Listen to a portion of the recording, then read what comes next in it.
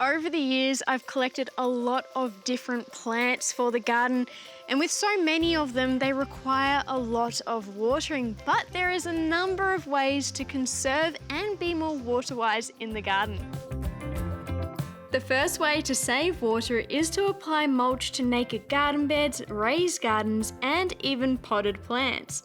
You can use any type of mulch, and one of my favourites is sugarcane, as it lasts 4 to 6 months in the garden before it will start to break down, conditioning the soil.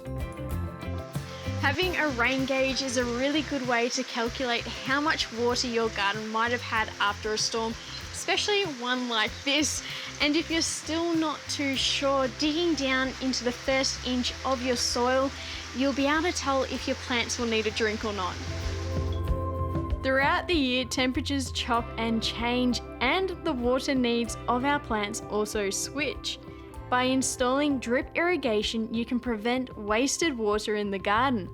But what makes it even better is to use a Smart Water Wi-Fi Tap Timer that has the Smart Approved WaterMark, which is this one here.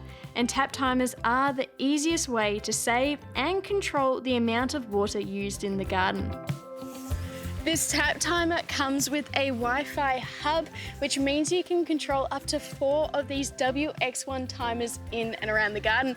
And if you have a larger scale garden just like me, or if you've got a collection of plants with different water requirements, you can water them perfectly with this here, and you can control how frequently you want it to come on and the time of day. And with the moisture sensor, you can also monitor how wet the soil is and the temperature, and it's all controlled through your smartphone. In the Home & Home app, you'll be able to set and adjust your timer as you require, and there is a misting and watering option available. So no matter if you're growing edible or tropical plants, you can water your plants as they require it.